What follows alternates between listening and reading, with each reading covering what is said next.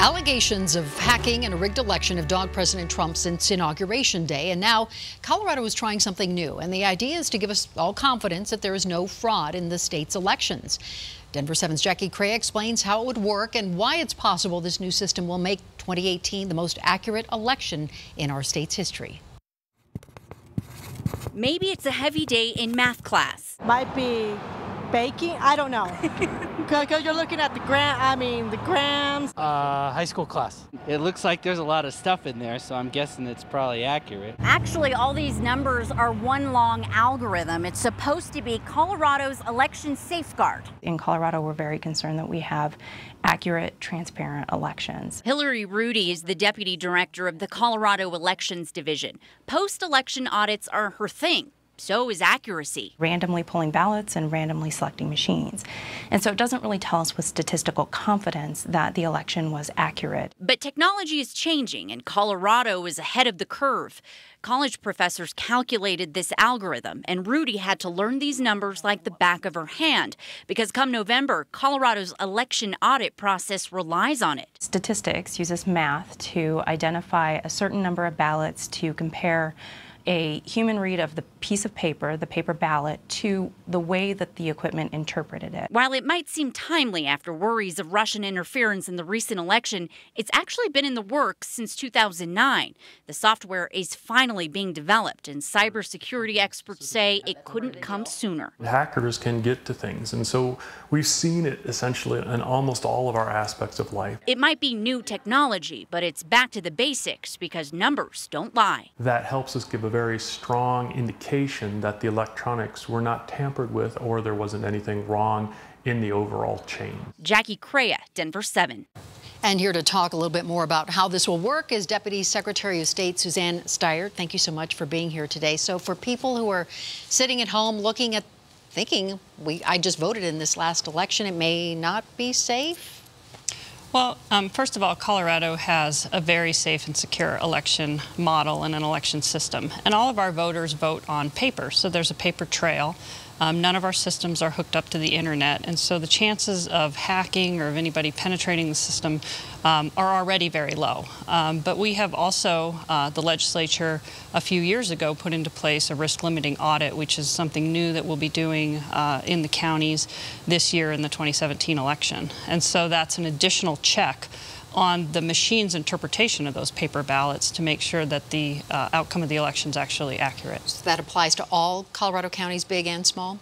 All Colorado counties are required to start doing a risk limiting audit this year in the 2017 election to make sure that their results and that the machines are interpreting the ballot in the correct way. So how would that work?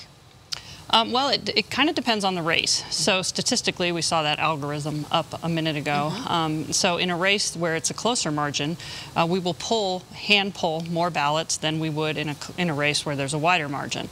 The formula tells us how many ballots to pull, and then we pull those ballots, and then each one of those ballots is reviewed software independent. And so think of it more like a hand count, where a person is actually looking at it and interpreting it, and then we're measuring it up against the results that the machine gave us to make sure that we were statistically correct.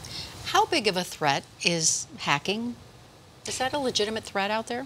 I mean, I can really only speak to Colorado, but again, since we don't vote electronically, we don't vote over the internet, we don't vote on any kind of system that is hooked up to the internet, and so in Colorado we fill out our mail ballots, or even if you go vote in person and you fill out a ballot marking system, that creates a paper document that indicates how you voted. And so we have a paper trail for each and every vote in Colorado, and those are stored and kept and under very high security, and so we can go back and recreate any election in Colorado.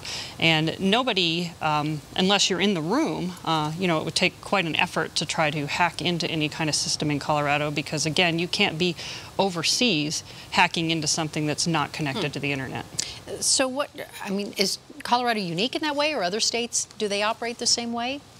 Well, it depends state by state, because states are run, you know, the election model in the United States is run decentralized, and so states run their own systems, which actually makes our system in the U.S., I think, a little bit less vulnerable to attack because there is no central system that a person could hack into.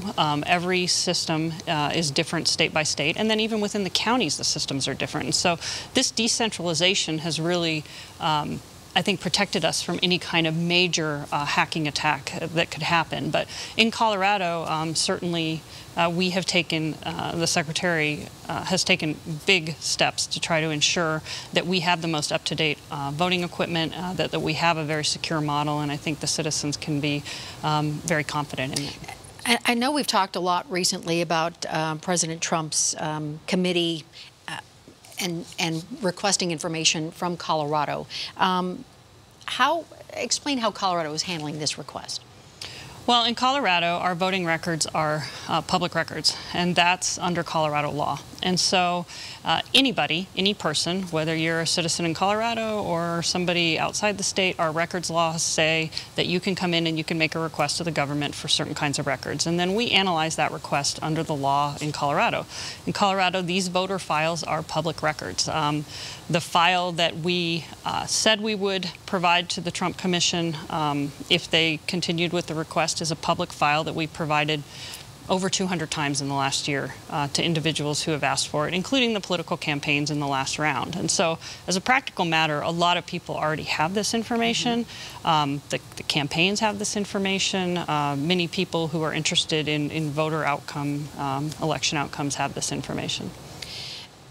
Yet 3,500 people, I think more or less, have decided they wanted to pull their voter registration. That has to be concerning, though, to your office.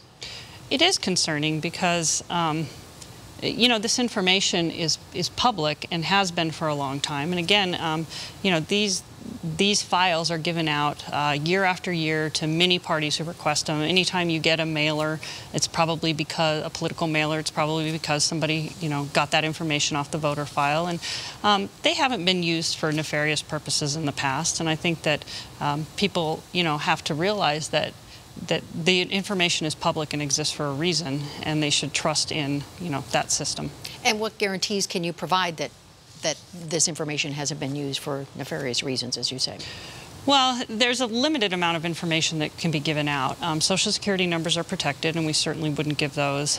This information, as the Commission or some of the members of the Commission have stated, was intended to be used to try to cross-check essentially voters across state lines to see if people were registered in 2 different states or voting in 2 different states.